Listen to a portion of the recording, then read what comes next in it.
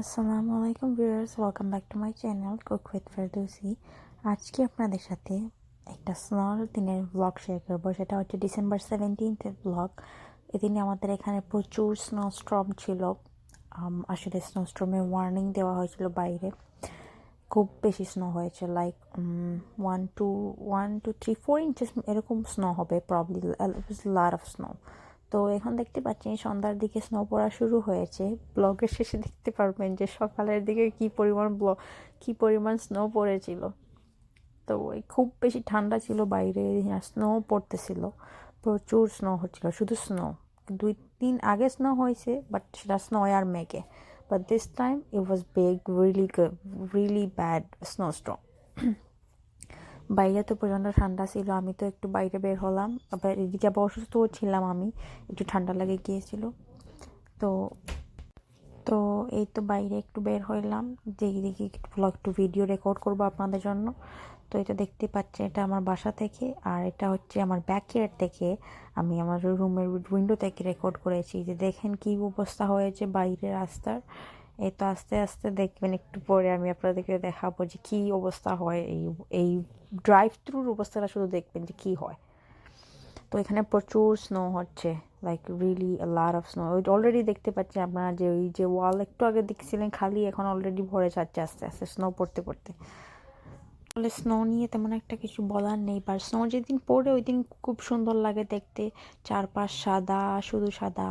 কিন্তু পরের দিন থেকে যখন স্নো আস্তে আস্তে মেল্ট হওয়া শুরু হয়, বা নেক্সট ডে থেকে আসতে, সেটা আর তেমন প্রথম দিনের মতন সৌন্দর্য থাকে না সেটার। বিকজ এই তো রাস্তাঘাটে গাড়ি টাড়ি চলাফেরা করে, এই সেই করে স্নোটা ডার্টি হয়ে যায়, আর দেখতে খুবই ভালো লাগে না। প্রথম দিনটাই একটু খুবই যা সুন্দর লাগার। এই স্নো যেদিন পড়ে ওই দিনই সব থেকে বেশি সুন্দর লাগে।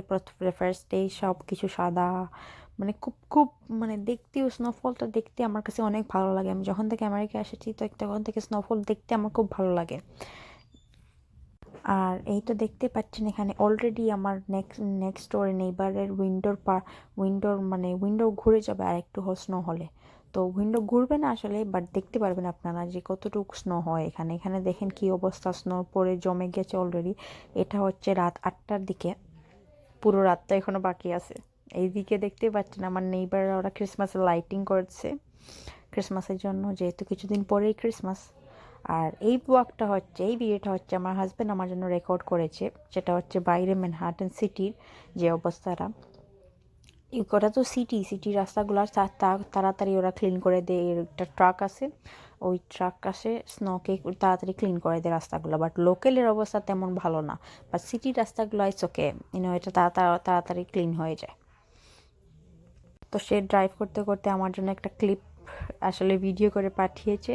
দেখতেই পাচ্ছেন কি সুন্দর, সব জায়গায় ক্রিসমাসের ট্রি ওরা রাখছে। আর এটা মনে হয় রাতকে 10টার দিকে যে স্নো পড়তেছে, সেম থিং আমি রেকর্ড করে দেখাচ্ছি আপনাদেরকে যে কি অবস্থা। স্নোয় সারা সিঁড়ি টিড়ি ঘুরে গিয়েছে।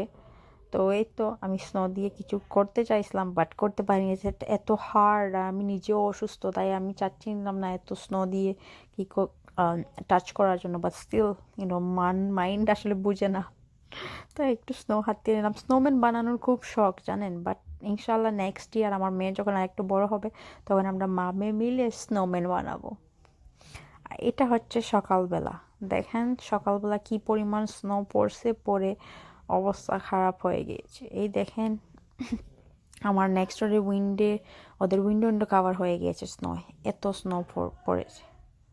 দেখেন কি পরিমাণ স্নো পড়েছে। এটা কিন্তু সকালবেলার video, right in the morning আমি আপনাদের জন্য উঠেই রেকর্ড করে নিয়েছি। দেখেন স্নোর কি অবস্থা। থ্যাংক ইউ আমার ব্লগটা দেখার জন্য। আমার ব্লগটা ভালো লাগলে প্লিজ লাইক, কমেন্ট এবং শেয়ার করবেন।